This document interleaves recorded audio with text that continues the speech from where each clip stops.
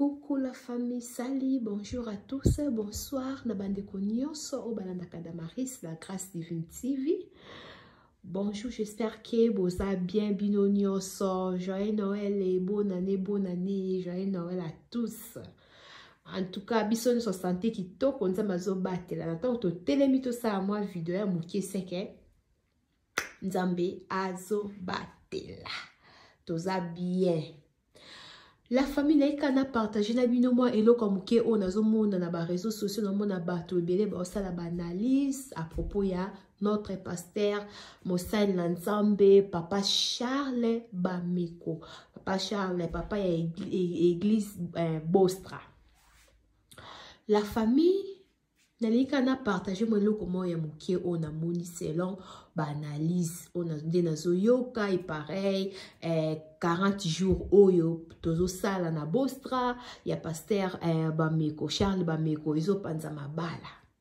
et panzi mabala ba mama ba ko rasuko satisfaire ba papa te na mbetu donc sous 6 heures ba prière izo bando batu bazo déclarer tozo kapé ba voice ne ba papa bazo déclarer vraiment bandeko soki tozo sala likambu toye barake na tango mutu nyonso tozo sala likambu so esika prière ezala makasi esika Nzambe azali Satan azangaka te bisika nyonso o batangaka komwa Nzambe moyini akozanga te kozala wana. Nga ba analyse mususu o ezo salama peut-être ba papa bazo déclarer pourquoi ba papa ngo ba déclarer kana tango ya 40 jours. Est-ce que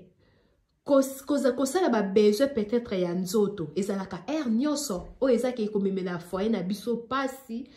que ba mama ba okoka suko kokisa ba posa ya ba papa te ba mama yo ka pareil ba mama ba komi ba impoli prière comme ça maman impoli na grâce à ba prière nde yango ba mabala izo bonga tala ba mabala lelo ndenge izo umela te boko bala na ka boy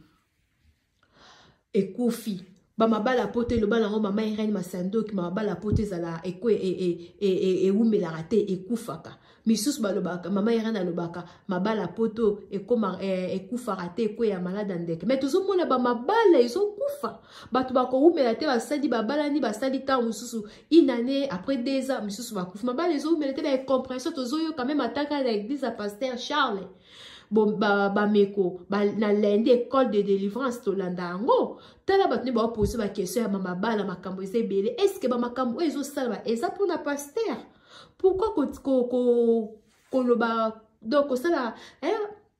ba analyse moko boé o ezo zala bien temé matana miso Nzambe. Et ça qui torote papa Charles aza mosali Nzambe aza serviteur de Dieu ye wana pona kosunga biso ye apesaka mutu jamais conseil apesa batu conseil te ke bo kabwana bo koma ba impoli na couple bo sala boye basi bo sunga susu mibali na bino te bo kokisa ba besoin mibali te bo koma non ye apesa bongo te tozo yoka te tozo landa mate ya te tongo poka tozo landa mate ya tozo kota tozo mona papa Charles kuta lingaka divorce te. Soko bengyo na mina divorcé akoboya soki bozaka ka fiançailles bono bobalte akolinga boko matina niveau libala jamais okopesa makambu ya akopesa conseil soki ndenge nini bozo mona te ke 40 jours oyo eza Satan muto zo kota bo la bat basa la ba analyse po ba distraire bat ba prier sous-souté en tout cas bo miyebela ba mama ba papa bo miyebela oh nyoso ka distraction Satan loka ba mama ba telemi nga pona nga na mona loka ba mama ba telemi makasi na prière ba mama ba telemi makasi Satan azo kokate alingi siko kota na travers ba papa po papa ba mona lokola ba mama ba papa ba mona lokola exemple comme dérangement ba papa ba bota ba compréhension que ba mama bazo sepelisa bango lisusu te makambe komi soki ndenge ni. Non, en tout cas, bo telema na ba prière, bo continuer ko sambela, bo yo kalabino ba conseil oyo teke, po eza Satan bisika Nzambe lukaka Nzambe yepe alala raté. Ndeni kana tango kato bandika fin de l'année yango. Tozo kota na fin de l'année prière ya makas tozo sala ernest. Pour maman ba telemi na prière yango Satan alinga distraire bino. Satan alinga distraire biso bo landa te. Wana eza ba lokuta Satana. akolonga te déjà to bandi to koma lango tina suka nzambe nenga bandele na biso na ebandeli pe nenga okoma na biso tina suka pour la temps tozo yoka boye ale kokota siko ba désordre na batu bakane ko sala ko ba life te ba banini te batu bazaki na ba makanisa mabete mais à travers ta monsieur analyse moko ale ba papa misusu bazui ba landi maka mususu ta musu azaki na problème te na mwasi na ye moi si na sambela ne chaque tongo bobala comprendre na ye mais eraye koyoka kanga ba voice otozo yoka e komi ye pa azui makanisa na atiango na mutu na ye akomi o mama zo sala boye mama komi poli ye pe akoti en na mutu ok eza distraction yoso o eza batatation satana c'est bon comprendre ngote ponga na comprendre na yoki ka balé mais na seki na biyita satana za mukie a kokate olonga te ngamba kamba boye ko lekate elekate boye bapena esika nini tozali fin de l'année yango eza distraction satan alinga kote pa ceux qui pene eza ya solo ke ba papa bazo déclarer ba mama ba komi boye ba mama komi nine prière comme ça muta impolite ce mutazo koma impoli eza bilimo mabe o eza kati nene zo manifester po akomi ko sambela prière échange ka via mutu Satan a comprendre que dans nzela ya ba prière o tozo sala batu bakobonga batu ebele bazo sala ba prière ba 40 jours eza ebele po ya pasteur Charles ba meko tozo kota kuna batu bazo ya bandime ebele batu ebele bazo sala ba église ebele bazo sala ba prière ya nini ya 40 jours oyo ya fin de l'année ba jeûne de prière o batu bazo sala yango batu ba pasteur ebele pourquoi kaka bozo telemela kaka pasteur Charles Bameko bazo tape combo na ye pasteur Charles Bameko azo sala boy non en tout cas bana na nzambe toke bana distraction o eza satan na mutu azo tinta batu eza satan na mutu azo kota kati na bino satan azo kota kati na ba papa Satan azokota kati na bango po aloba ba n'importe quoi ba papa basaba basilika ba kwa suko supporter ba prière te po ya ba papa ba kosilika po soki papa silika po ba prière à maman ba maman ba ozala au moins maman pa ko suko prier te maman ko suto mona ki ana 6h ata musumo bala zo silika bala zo loba maman oza so à l'aise te pour le temps papa azo supporter maman azo prier na ye bo si bo fa na bino era ko sala ba besoin nyonso ya mwasi na mobile ezali basala ngo era nyonso makambo wana eza elembarate makambo nyonso eza mais pourquoi quand on a prière à les distraction comme ba maman bazo koma boy ba maman bazo ko kala na ba koma ki impolite kana kamba na tango prière ba koma impoli en tout cas ceux qui les kambo eza bongo te to tika ka ko loba po to gravise makambo to keba na ba distraction to keba to continuer ko prier o eza ba menace ya satana bitumba eza ya satana azolinga a distraire bana ya nzambe po bato tika ko sambela po ndenge moto donc mikolo tozo tika te moto tozo tinda moto tozo prier partout ce côté pas pasteur de la foi au côté kuno prier o yesu pas pasteur Charles Bameko na Bostra oko sambela donc tozo tika te ba mama ba comprendre yango na satana alinga distraire sikoyo ata désordre pour ne compréhension ko na kati ba foyer na biso ba maman bo continuer prière bo meka ko sola na ba papa ceux qui sont ba papa peut-être bazo comprendre te ndenge zo kendele kaka biso mto expliquer bango bien ndenge zo kendeke te eza boye papa eza ka pona tamu ketala karate to osisa na biso ba nini ezala kanango chaque jour ezala nango chaque jour te eza boye ta eza jeûne de prière ezo sunga ezo sala boye meka ko sola na papa bien papa ko comprendre sambela bo to tsa ba papa na maboko ya nzambe to prier la famille to prier to sambeli to tiba papa na maboko ya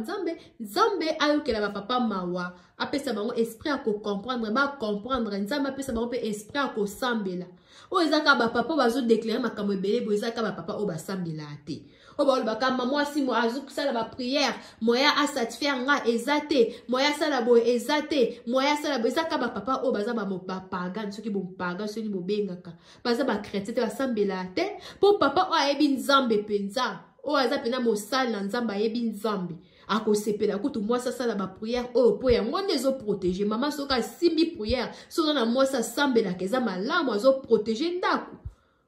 azo protéger famille Pourquoi kolobakara boye sikara nzamba zali bozo lukaka pour menace kake kota pour distraction kota bato ba yoka bongo ba commencer ba analyse allez menace kota na ba prière na biso tozo sala non et ça bien té ba prière eze belé tozo sambele pas pasteur de la foi pasteur Jean-Paul Mayata tozo sambela et pas pasteur Charles Bameko. Ba église eza na ngwe belé tozo prier na biso. Pourquoi to lingi to tiaka distraction? Pourquoi? Bana na nzambe eza malamu te. To sambela pona ba papa soki ba papa bazo da komo déclarer boy. Ta muso na ba papa te eza ne misala satana. Satana zo linga distraire. A distraire kota désordre plutôt pas na kati ya couple na kati ya ba couple pour na eba papa ba kosilika ba mama pe toza sous moyen ensemble la te ya ngona to tia mibali na prière ba comprendre pour mobali o ya yebi pe na nzambe mobali o asambelaka jamais on déclarer que mobali moi sinanga osimbanga souté moi sinanga osala souboité non boko ipo sala ba makambo na nso soki prière esili aïe aïe aïe aïe Satan a zéro zéro pena zéro matoi okolonga te. Joyeux Noël na bandeko nyonso toza la distraite fin de l'année yango totika esprit ya haine totika balokuta totika makambo soki ya ndenge nini mosala na nzambe basala la kayeba analyse o ezanga zanga tina te o ya mabeta musumo tsaka za ka contre komboloba nzambe moka juger bana na ye nzambe moka juger basali na ye nzamba pambola mingi papa na biso pasteur Charles Bameko nzamba kanisela ye na famille na ye mobimba na pesi mbote na ba pasteur nyos basambela nzambe na bosolo na pesi mbote na pasteur Jean-Paul Mayata na pesi mbote na ba pasteur nyos na ye moko mon oncle chéri oncle na ngai noko papi ba yungasa pasteur David na pesi yo ba mbote belé na lingi bino mingi en tout cas ba mama moi lo comme keka na yaki nango yangoyo tozala na distraction te satana atelemi bisika bana na nzambe bazali satana zanga kate satana lingaka kotiaka ka désordre kaka désordre donc ya moi muke na yaki nango na loba yangoyo nzambe a continuer kobatela biso kobomba biso na makila na ye tozana kondima ke nyonso eza possible nzambe aza pona basali na ye aza pona bato basala ke na bosolo totika ba pasteur kimia ba oba osala nzambe na kibosolo totika bango kimia. Merci la famille nzamba batela bino ba joyeux Noël nzamba zala na bino moi analyse mukeka na yaki nango yangoyo na tiki bino bonne année mbote na bandeko nyonso na ba oba koti na suka na ba oba ba okota ba otala video o e place no se okuta bino en tout cas nzambe abatela bino bye bye.